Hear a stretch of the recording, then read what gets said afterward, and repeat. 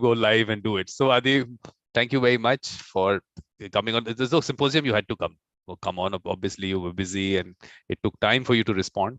But thank you very much that you're finally here. So yeah. Always a pleasure, and thank you for having me, Vikram. Yeah. And yes, I can repeat. I mean, I said that I had a bit of a bad throat this morning, and every time talking to you is therapeutic. So you rushed to press the button to go live, so I can repeat it on record. Exactly. Why not? If it sounds nice, good things are the ones that people don't say. All the other stuff is what goes out into the world. So thank you very much. Now the only thing is what I was thinking was, first of all, congratulations, 14 years at ADR Center. Thank you very much. Thank you. 10 years have passed already. 10, because it said, we got a message on LinkedIn saying 14 years. Oh, 14.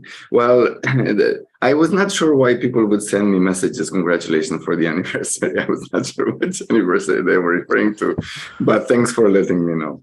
Yeah, okay, so it's an important milestone. Yes, thank you. Yeah, so what you have to do is tell us about yourself, about the ADR Center, other work that you're doing, and then you'll give me 1 minute to talk about some things that are happening. And then after that, we'll take it forward. Well, absolutely. I am a mediator, 20 years this April, actually. I've been in the field for 20 years. And probably I've been mediating full-time for at least for the last 10 years. This is my only job. I don't have any other activity. So I am grateful that I am actually able to make a living out of it. It's quite scary when you leave your day job and you would like to be a mediator full-time, offer mediation services and help others. And yes, I am working with Leonardo D'Urso as part of the ADR Center global team, promoting mediation all over the world, more than 30 countries thus far, offering mediation services, helping governments set up policies, effective policies that create an enabling mediation environment or infrastructure. We call it sustainable demand and quality, high quality supply. Otherwise, I have my own mediation practice as part of the ADR Center Romania, which is a provider of services that brings together experienced local mediators trying to promote mediation, to offer mediation services as part of the same brand name. This is something we could pick up later, perhaps, because I think the field needs that, but we can park this for now. Otherwise, I'm Adi. I have a pair of hands, and that's all I like to think about it. I like to stay humble, and I like to be sensitive when people need something, and I'd like to see if I can help genuinely and offer help. Yeah, so you can actually, I mean, we've done what we've done. You've been part of the first symposium on mediation and the culture and traditions. So that I think it's a simple search. If someone goes to YouTube and puts Mediator Vikram and puts your name, so you've done In Conversation with a Beautiful Mind. You've done a mediator experiences also. So there's lots about you on the channel. So please, people should watch that. But Adi, what, maybe 30 seconds, 1 minute to put out, first of all, what's coming up. This is on the 12th of December. We start this symposium on neutrality and mediation. So P.E.M.E.D is the keynote address. He'll give the keynote address. He's someone who's really written a lot about neutrality. His latest book is Neutrality Trap. He's spoken about this. So definitely, I mean, he comes with a lot of discussions that he's had on this. And of course, Ken Cloke, the person that he is he's giving the closing address. So I mean, it's an interesting discussion to have. It's a topic which I think a lot of people are still using it because it's used, the neutrality and all, but I think needs to be discussed, because the kind of mediation that I want to promote, maybe this might be something which is important to discuss at this stage. And the other thing is, of course, information about things at mediatorvikram.com. And of course, I mean, we have this symposium. Definitely This is happening. Adi's picture is not here yet, so I just skip fast. Look, you came in yesterday. I'm insulted already. I didn't get time to you. This happened yesterday. Okay, so I wanted to do it last night, but it got a little late. So I'm sorry. So of course, social media links and all, and shows and events. This is important. Adi, we have to discuss the World Mediation Circle, and this is like circles, interrelation, communities, schools, and everything. So we have to do this in Romania. And to take, I mean, from the grassroots level, let's try and develop it from that end. I have thoughts. We'll take it up as we'll have a discussion separately on this. So basically, the kind why is the important part, because that's another type of mediation, let's call it, or that's the kind of media. That's for me, mediation for me. That's the way I want to put it across. So that's how it is. Otherwise, of course, people can find information about the shows and all that. So that's it, Adi. Now it's about philosophy and mediation, and a topic which definitely you have lots to tell us about. So please. Well, philosophy and mediation, it's a huge topic, and it gives me both options for topics for conversation. But also it creates a challenge, because, you know, I'm not sure exactly which part of the conversation you or the people watching are interested. A mediator, I mean, as part of my own philosophy, is to ask questions. So, and then try to you know, get closer to basically the topic that matters for people, as opposed to myself going in a certain direction. But anyway, I'm making a philosophy only because of the fact that, you know, the whole topic refers to mediation philosophy. I'm going to speak, you know, openly about different things that come to my mind, because the topic is so wide that you can basically say anything you would like that refers to what I like to call the fundamentals of mediation, or the principles of mediation that are driving one's mindset and behavior. That's, for me, well, it is what mediation philosophy should refer to. What is the mindset of a mediator, and what are the principles that are underpinning that mindset of a mediator? And I think that goes back to that set of values that the more we mediate, the more we are able to boil to really simple, crisp values.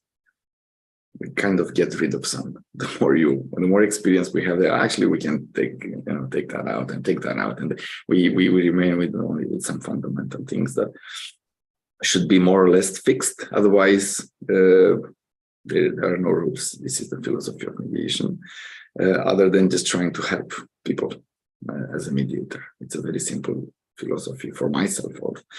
I'm going to start with my life philosophy. I have 3 principles. People know them, people who know me. The first one is to leave home happily for work. Now, this principle in the last couple of years is kind of, you know, messed up, because you live, but you don't really, I mean, your mind leaves home, but you know what I mean. The second principle is to come back home in the evening happily. And the third principle, which is also related to mediation as the first 2 are, is to leave a door open wherever I go. Okay? These 3 things are driving my life, and I think this is, you know, what's most important. And they speak about family, they speak about health, they speak about balance, and I think they speak about that sense of compassion that you need to leave a door open. And I think I was able to develop this, lifestyle, if you will, after mediating. I saw it more clearly. And let me explain what I mean by that. When I learned to mediate, it was back in 2002 initially, and then I did some training in 2003. And they told me, you know, there are the principles. I think they listed like 8 or 9 principles and some kind of fixed stages or physical actions that I should undertake. And I said, oh my God, I have to remember so many things. It's like is like as difficult as it is to drive a car when you start to drive a car, because you have to look at so many things at the same time, and your life is in danger if you do. And I found it really tricky. But then, the more I mediated, I realized that life is flexible, and actually, the philosophy that should underpin my intervention in any situation. I'm not going to call that situation a conflict or a dispute. It may be any situation, not even a decision-making process. I think that the more I've mediated, I realized that all those things were helpful to get me started, but actually they are not to be followed in every single mediation I've done.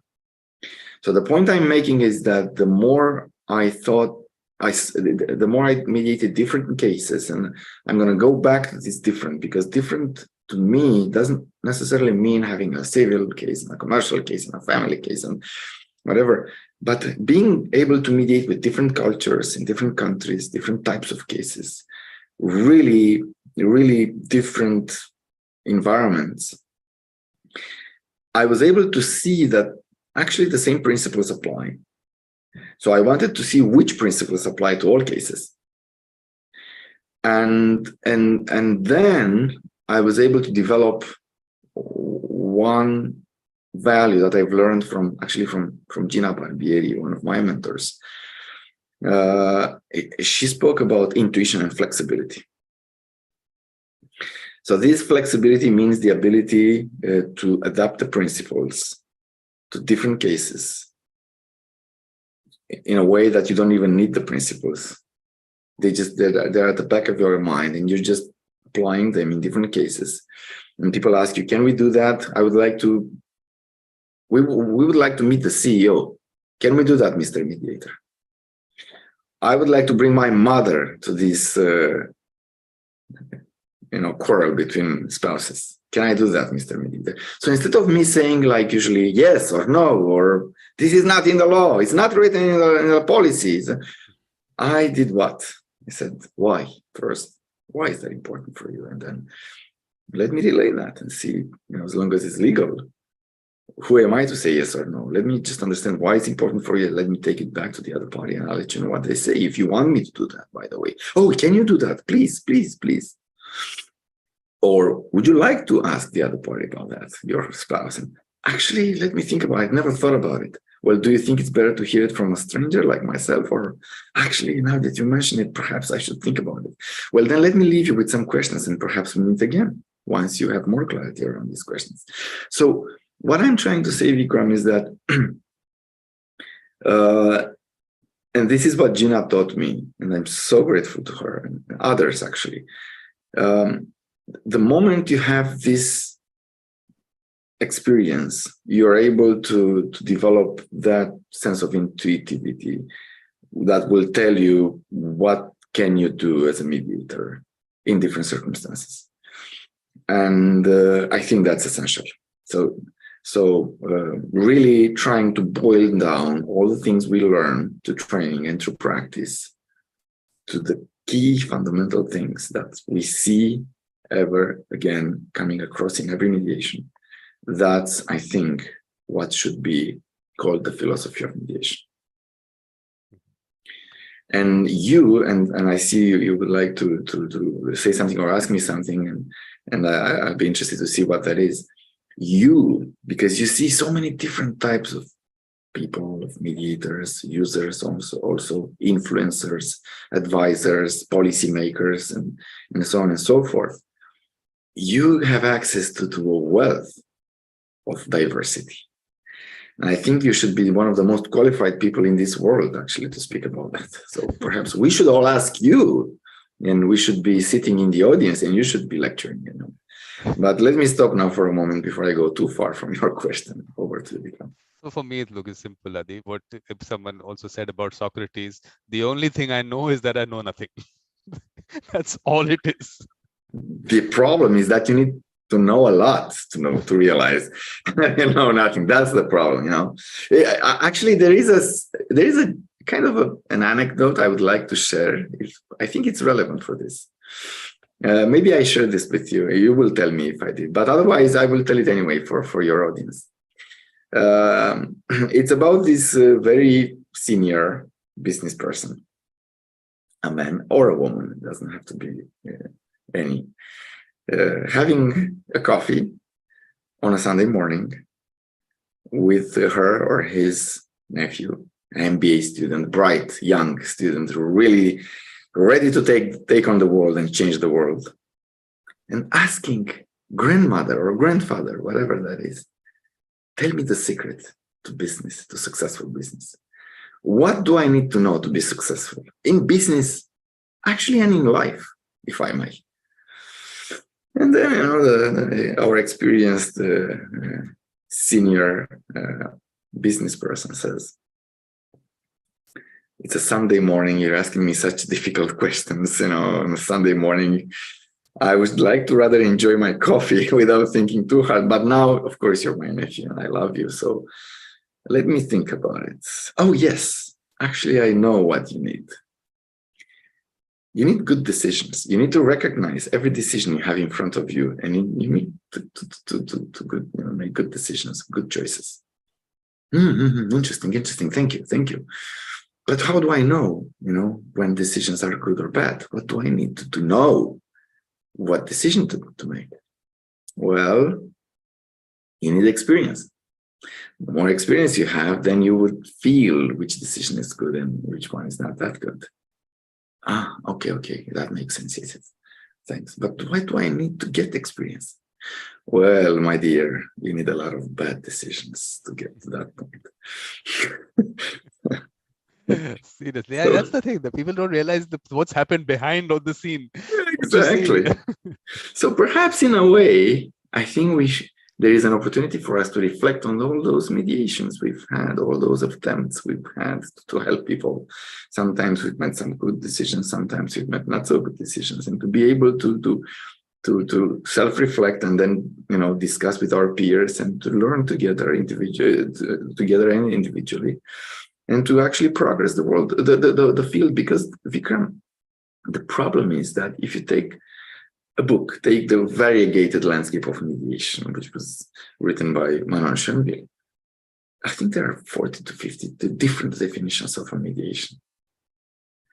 So it's very difficult to actually acknowledge that the world has made up its mind about what mediation is, let alone the philosophy that should underpin.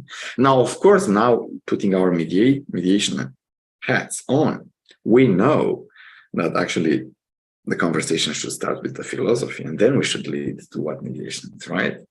Perhaps that's the approach. We're just walking our talk. We're applying our thinking, right? So let's discuss why it is important, then we'll see what this is. Perhaps policymakers and others should, or potential users, prospective users should join the conversation. And I remember, I think it was like 2005 or so, when something like that, I was managing the pilot mediation center from Craiova, who was established by the Ministry of Justice in Romania. And we were kind of the laboratory before we would have a mediation law in our country. It happened in 2006, so we started in 2002 to prepare the project. In 2003 they established the center officially, and I was invited to manage that center. And the ministry would used to bring all sorts of experts, foreign experts in Romania. Obviously, they would bring those experts to the laboratory, to the mediation center, which was complementary because of the lawyers in Bucharest. Was not in Bucharest, was actually sent to my hometown, Craiova, in Romania. And those experts would come in, and we would see different experts, and we were so young, just like our MBA student, and we would believe anything anyone would tell us. I remember people would tell us completely different things. Sometimes so they brought us someone from a country that has a very well-developed family mediation programs. I think it was from Germany. And he came and he looked at our center and he said, why do you have these tables here? You shouldn't have tables for mediation. You should have small tables, like coffee tables, and there should be glass at maximum. I mean, you don't even need those. And we were thinking like, but where do we put our papers? I mean, that's important also because people bring their papers. We should tell you that people come and they're lawyers and they bring their papers. And that's the problem, he said. That's the problem. You shouldn't allow them to come. Oh my God. And that would destroy all our philosophy about mediation, everything we were taught. See what I'm saying, Vikram? So we are influenced by our own universes. And we tend to believe that that's the way to go because we see it working in some shape or form. And then we tend to generalize and to say that everyone should do the same thing. So perhaps there should be part of our philosophy that whatever this is, however it's called, whatever the values that are underpinning this activity, there should be a space that we should be able to move together with our parties. And we should be all given an opportunity to decide process-wise, obviously also substance-wise, where they would like to take their situation. And I think that should be also part of our philosophy. But it goes back to what Gina taught me, that flexibility, that whole principle of, let's just find, let's adapt. Let's adapt to every situation, otherwise, other than saying one size fits all. Because I mean, look, these are human interactions, and human interactions are so unique, and every moment is unique, which is what obviously we know. So to be able to stay in the moment, and even like, I mean, yesterday we had Greg from Australia. He was also talking about this aspect of being in the moment thing. So when you're in that moment, it has to be something which comes. It has to be spontaneous. To even think that I'm going to fit it into something, or first of all, there's no time for all that. There's just no time for all that. Everything can stay at the back, but it will all happen organically, and it should. But to be able to have, I look at it from such a flexible point of view, because for me it is connect to a certain aspect of. This is a human being you're talking about, with feelings, with a heart, with soul, which you have heard me about talking about that. So when you're connecting at that basic level, the direction and everything will happen without you even knowing what's happening there. But there's much more than whatever words are used or anything like that. If people talk about hands and body and all that, but there's something more happening there, which I think sometimes is not given focus to, because there might not be words to describe that. And we are looking at theories developing around what words we have. But what about all that which doesn't have words? So to be able to look at that and to take that forward is what I really want to do. Because what I found was, I don't know whether you saw any of the other sessions, but this one definition of philosophy that Andrea put out in her session, I've been putting that out there and wanting discussions on it, because I felt that it was nice. I mean, I felt that, look, this is a definition of philosophy. And idea was that, are we... Oh, it's a long definition. Which sentence am I looking at? We only have to read this. But that's the definition of philosophy, or the introduction of the definition? No, philosophy will go on, but this introduction, the thing is, while you're reading it, Adi, just consider reading mediation instead of philosophy and see how it goes, and then we'll discuss it. Okay, so I'm going to read some of sentences, and we'll just replace philosophy with mediation. All right, is that the exercise? Yeah, something like that. Yeah. All right, let's do it. First one: mediation is quite unlike any other field. Completely agree. It is unique both in its methods, in the nature and breadth of its subject matter. Absolutely.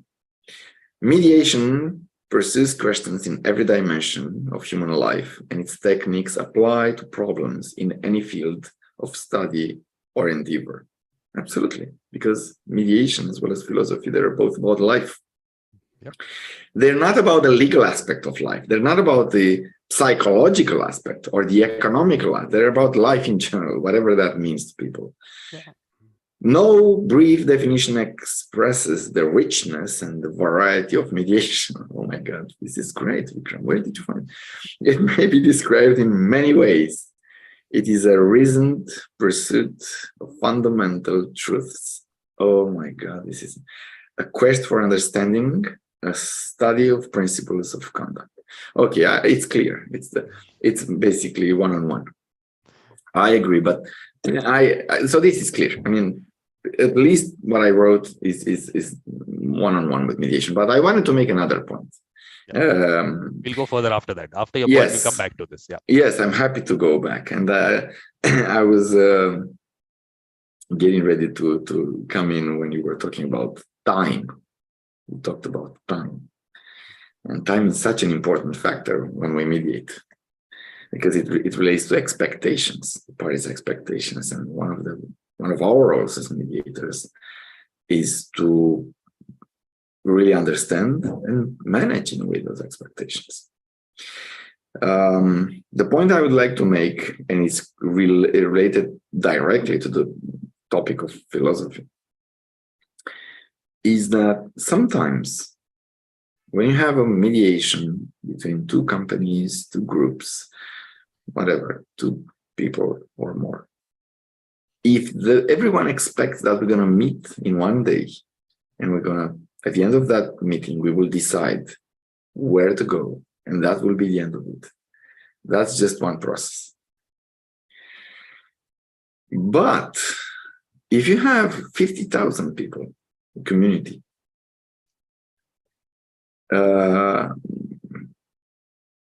being on one side of the process, I'm not going to say on one side of the table, because I don't think they make tables that large.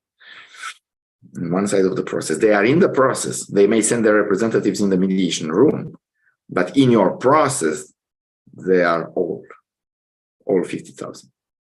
So if you can draw an imaginary boundary, let's call it the boundary of confidentiality, that circle should include the 50,000 people. On the other hand, there may be a company, there may be a government, there may be whatever that is, or a community just as large, if not larger. The point I'm making is that when mediations have a public dimension, things become interesting. Then we have to really go back to the philosophy of mediation, because one of the principles they teach us is confidentiality, remember? Well, imagine that the community is advised by a civil society organization or a so-called CSO. When you're going to tell them that the process, because of the principles and theories and all the scholars and all the, it should be confidential, they say, are you crazy? What do you mean it should be confidential? It should be transparent, you mean? Not confidential. It's not secret. By the way, the same thing happens when you talk to government and policymakers, representatives of public institutions or public authorities about confidentiality. They get scared. They say, no, we don't need to have secret deals behind closed doors in confidential processes. That's not the way it works, Mr. Mediator.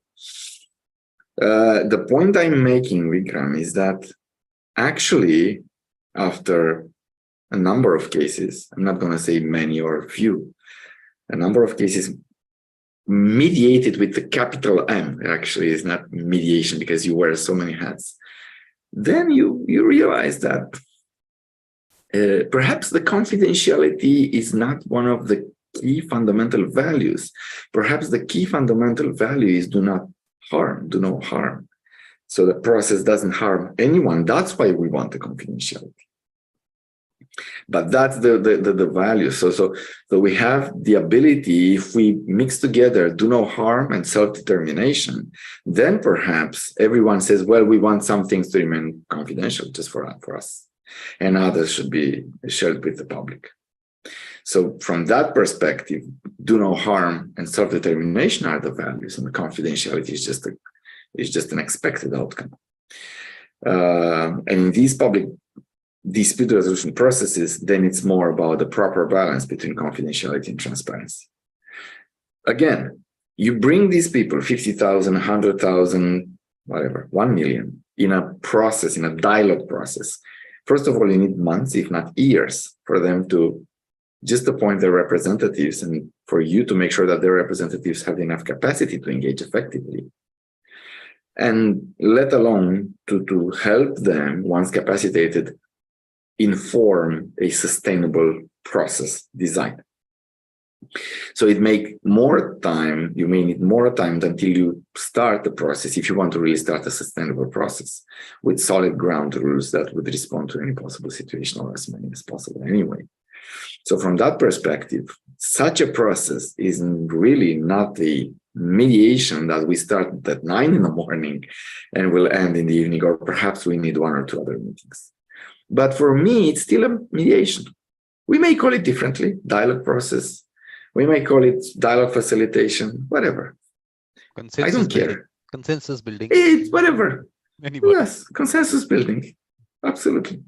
The way you want. That's what I'm saying. Doesn't matter. See what I'm saying? What matters, it doesn't matter how we call it. What matters is what are the the philosophical principles that are underpinning your intervention. Because if they want you to have a role in receiving that process, to manage it for them, then you need to have a strong philosophy around the principles, in the sense that we call them as values, or whatever we call them. Yeah. No, I think the main thing in that definition also, when you talk about human interaction, this is human interaction, and then when you're interacting on that level, I think the process and everything will come on its own, will flow based on what the situation there is. Because if, like I said, when you're connecting at that level, it'll take you there. But if you make it a very theoretical concept that, look, I don't have to make those connections, those interactions, I have this process and I take this process wherever I go, then obviously it'll never work out. But exactly. But the community thing that you told me, I mean, I don't know whether you've been able to watch these, but Luis Ore in Peru, he's my friend from Peru, of course. Yeah, so he's done on various of these shows and events of mine. He's actually taken us through his community-based the mediations that he's done. And imagine that there's a whole stadium full of people, and then there are the government officials on the screen, and he's there on the ground. And all this is happening real time, getting people involved. And of course, there is an audience. When you said people, there are actually an audience out there, and to see how the whole, I mean, it'll be amazing to actually see it happening there. But when you see that he's gone through it, and it's not going to happen in a day, it's a process which takes time, a lot of time. One particular one that he took us through, the whole thing took about maybe 2 years for him to do, to take people, getting people involved, and a lot of things happen there. So I think the concept of mediation, I think, first of all, to be able to understand it on a larger level, that there's lots of things happening there. I don't know, but Gina also, I'm sure she's done interesting mediations, but I haven't been able to get her onto my shows, so I don't know. But whenever I've heard her talking somewhere, and I felt that she'll be an interesting person to tell us. There'll be lots that she must have done in terms of communities also. Yes, Gina is an amazing mediator and mentor. She used to lead the dispute resolution function of the compliance advisor ombudsman. And now Gina is the ombudsperson of the Worldwide Fund. And she's really amazing as a mediator and as a person. And it's exactly what a role model for mediators, I would say. And she's one of my mentors, I'm happy to say. But you mentioned something that made me think about a concept that I'm not sure if you've heard it, the purity of the process. Usually, the scholars are in love with the purity of the process, all the principles, and it has to be like that. Otherwise, it's not needed. Or the policymakers, and when we're talking about mandatory mediation versus voluntary, no, it has to be voluntary. It has to be. Otherwise, it's not pure. Okay, everything is to be debated. But what I wanted to say about the purity of the process is, imagine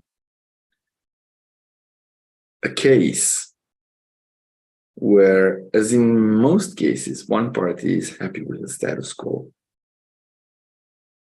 In many cases, let me not say most, but in many cases, one party is happy with do nothing, the best strategy.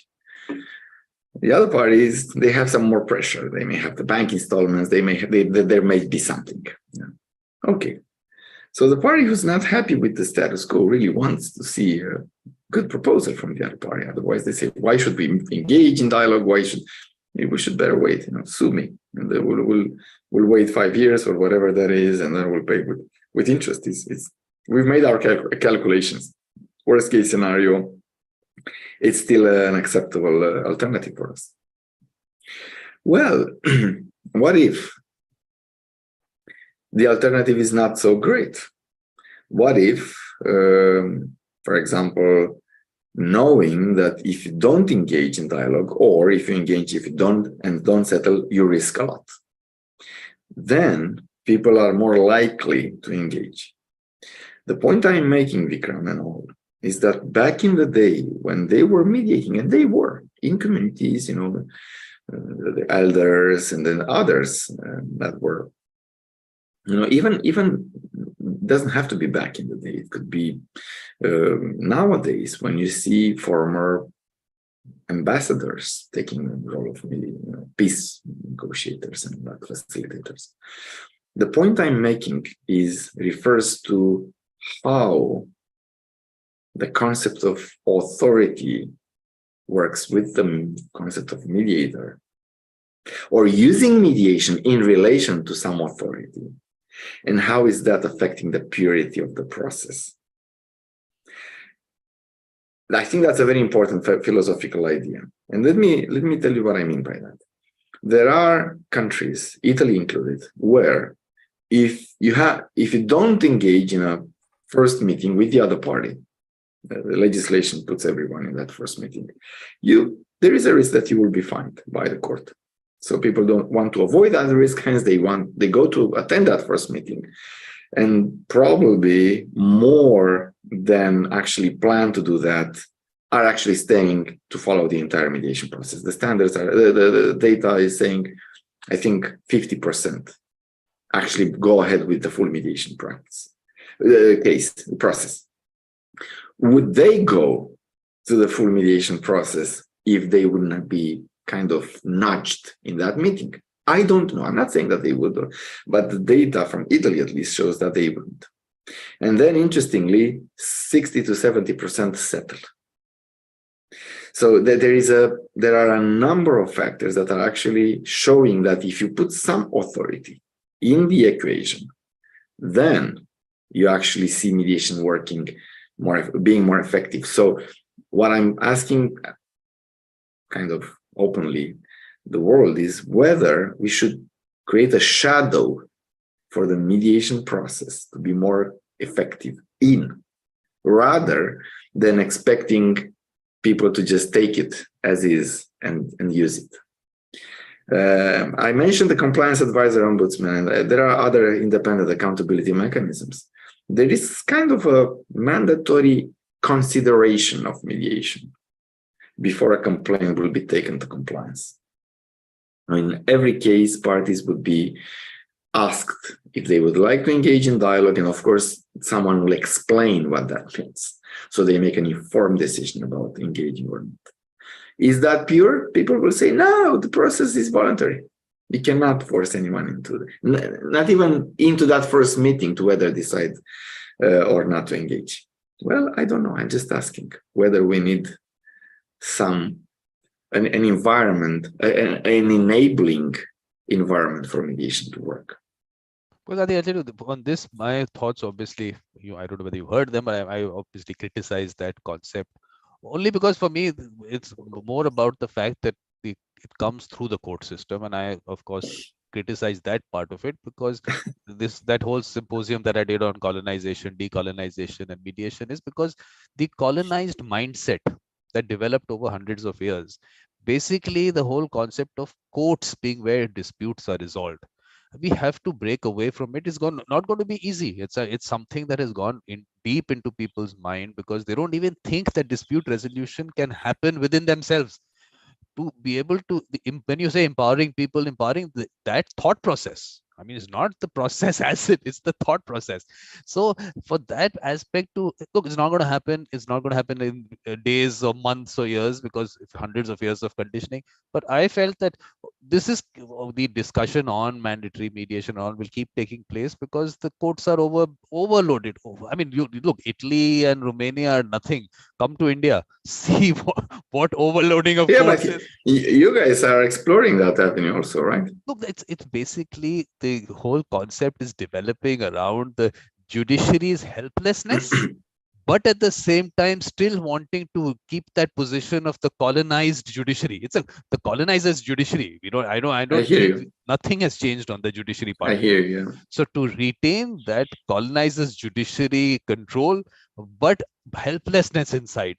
And when that is happening, what is coming out in various ways? With legislation, you attempt legislation, you attempt everything, but it doesn't strike at the core of the problem. So that is going to be a mechanism of whatever comes through helplessness, and let that keep happening. Look, fighting the judiciary because they're inefficient, we can't do that. So I said, let's go to the other side and create the environment. Let's start from, be it a school, be it children, to first get them over this concept that dispute resolution doesn't even have to go to the teacher. Dispute resolution stays within you to be able to. I'm telling you that also over a certain age, that thought process starts with them also. The teacher will tell us, the teacher will do this. To be able to break that has to, I don't know what age we'll have to be able to get that going, but we have to get that immediately. Because I know, I mean, when you talk to a child and the child says, I will not help my friends resolve a dispute because the teacher won't like it, it's shocking for me that at that, this is what I think 7, 8, the kid must be 7, 8 or 9 years old. At 9 years old, if you've got this authority thing in your mind already, how are you going to be empowered enough to take it on your own? So I'm saying it's not going to be easy, but if an environment is created, a small circle, that's why the circle part. And Adi, you have to be a little active in helping me do this, and not just in Romania, otherwise also, because if we can create even a small circle where people are actually free to, they actually believe, oh, this is my process, it's our process, we are trying to do it. This is, of course, back to a little bit of community and social pressure, let's call it social pressure, that kind of thing coming into that small space, and then growing from there. Then I don't know, that's the mediation that I want to promote. On this end of it, I will criticize it to on this end, only because there are the steps that were put together. We had a draft legislation which the government said to the parliament. Luckily, I'm telling you, it didn't get passed. The parliament sent it to a standing committee which gave its suggestions, and the suggestions immediately was that if you create this layer of saying that before coming into court, if you are saying this layer is there, are you going to, first of all, do you have that whole setup? Can you imagine how big we are? Taking from some country a legislation where the population is 1/10 of ours, to be able to say that you can actually implement, you should implement it. I mean, that's something I have a few comments. First of all, different examples show that you build a period of 12 to 24 months, even 36 months, until such a provision will come into force. And in that time, you train, you create all the infrastructure. But something else I have a few points. And first of all, I need to apologize. I knew that's not. It's called, Chris Voss calls it accusation audit, right? So steer the pot a little bit. But look, Vikram, let's be honest. This is the reality. So when we bleed, we have to, of course, we have to understand what is the cause of the bleeding. But first we have to stop the bleeding. So both actions are needed. So let me just put it that way. I completely agree with you that working around educating, but not only children, institutions, making sure that this, whatever it is, exists in the way complaints are handled at human resource offices. There are internal mediation services offered, external services rendered when needed. making sure that public institutions actually use this in a way that is comfortable for them to mandate a representative, to negotiate, really making it clear that it's in the public interest to avoid a lengthy litigation or whatever, that a lengthy, a conflict that is getting out of control because of the fact that it is not settled rather early and locally and constructively. Making sure that all these, everywhere you go and buy anything, the consumers are told that they can file a complaint and that there will be an investigation of that complaint. See what I'm saying, Vikram?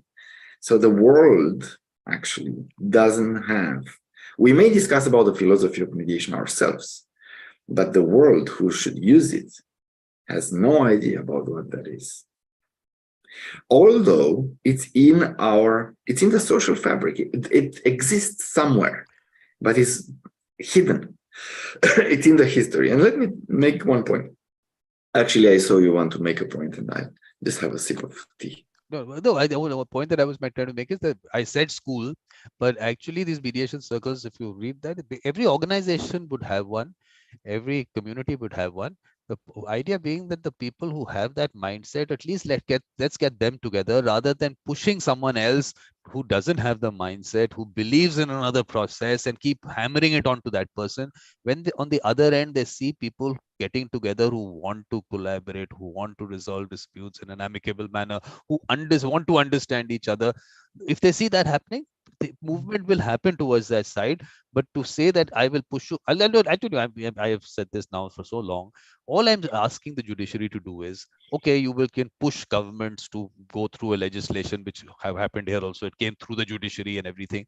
All I'm saying is that go out, fold your hands. The Chief Justice of the highest court in the country just folds his hand, goes into mass media and says, look, we failed you.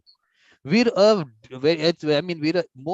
most inefficient institution in the country, but because we have kept this image going, because that is the way the colonizer wanted it, and we've taken it from there. Today, a little aware Chief Justice can definitely go out there and put it across. You have to be humble, because the moment you stop that, you create the chain of whatever, be it legislation, processes, everything onto a manner which comes from this arrogance. This is arrogance. That's all it is, because you are a failed institution, but you don't want to accept it, because if you accept it, then you fall from there. Today, they sit on a pedestal. I don't know about Romania. Here, they sit on a pedestal. They haven't come down.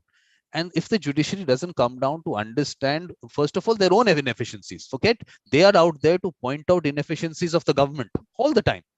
The largest litigant in the country is the government, and the judiciary is out there to take a stick behind them. But look at yourself. I'm telling you, if the judiciary goes out and puts this in a very transparent manner to people, that look, we can't do it for whatever reasons, whatever you have your problems. I'm sure you have your problems and whatever reasons there are. But if you make them understand from that level, from a human level, that look, try this process out.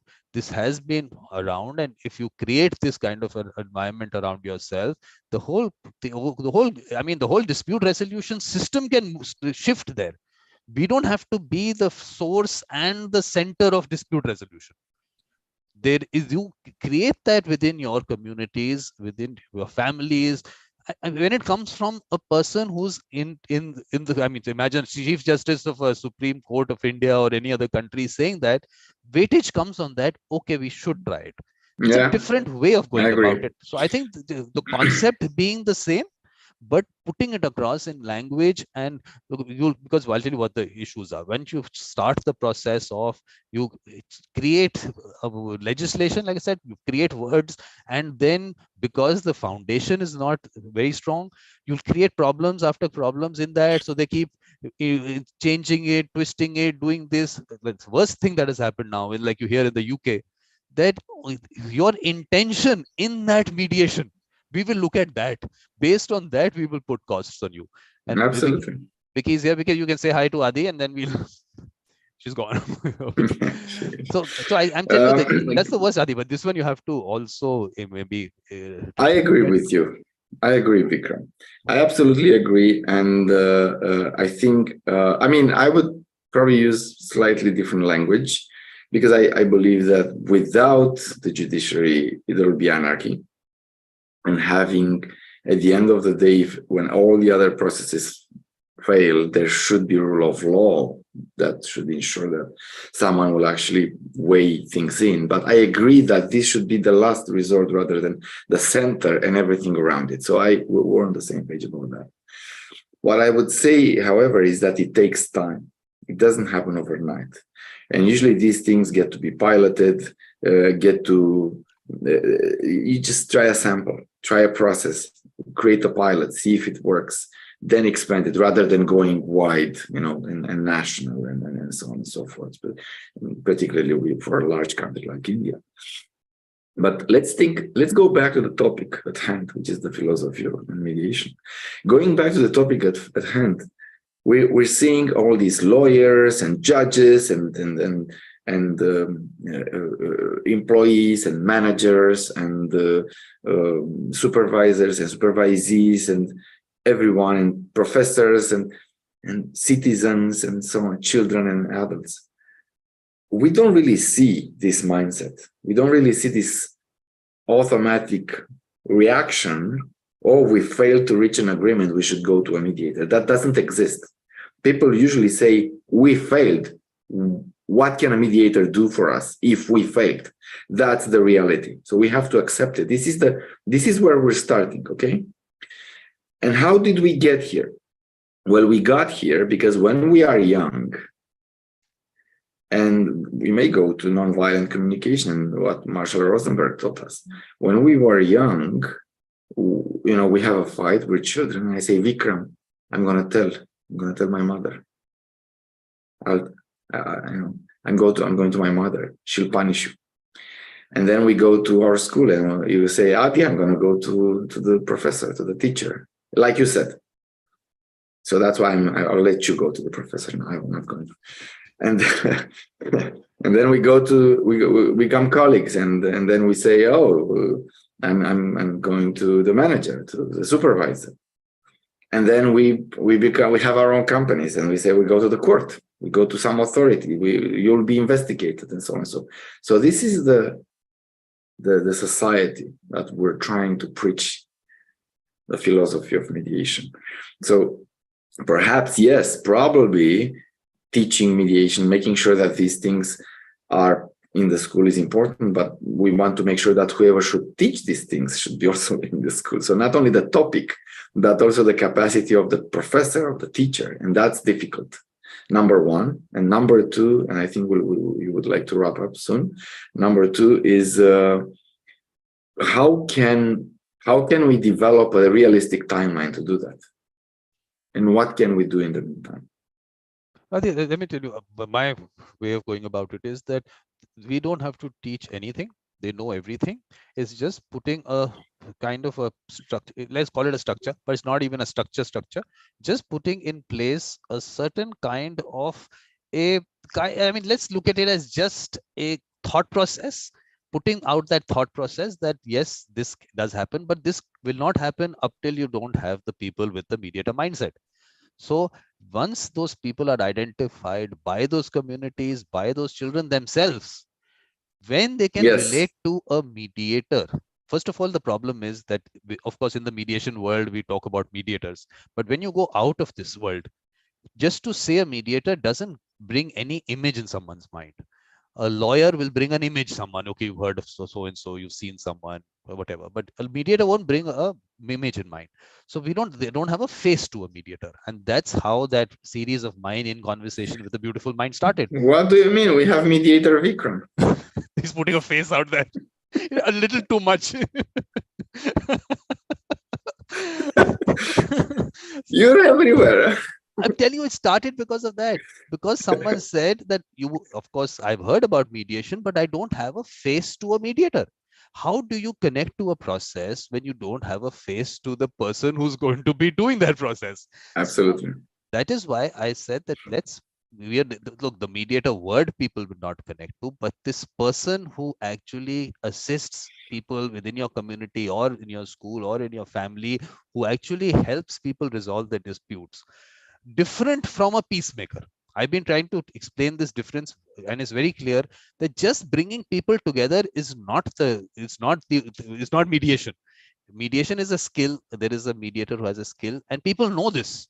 Once you put out this difference to them, they actually relate to the peacemaker, they relate to the mediator. And once they do that and they have a face to a mediator, they know everything about the process, because they know that this person does this. That is, oh, that's mediation. Oh, that's what you're talking about. And they will tell you everything about mediation. It's very interesting. There is this girl from this girl from Afghanistan who's studying in Iran. I always give her example because she must have seen some Facebook post or something, and she thought, okay, let's find out what he's doing. And she said, oh, this mediation, I want to know about mediation. In conversation, it came out that her father is a village head in Afghanistan. And then I connected her to the process. Oh, my father does this. Oh, my brother does this. I know everything about, in a way, everything about mediation. So we're just going, I think, wrong. I mean, a top-down approach, bottom up, and people can connect to it. Not with the look. The idea of that symposium last year. What did I put in the theme? That people might not be familiar with the word, but they're familiar with the process. With the process.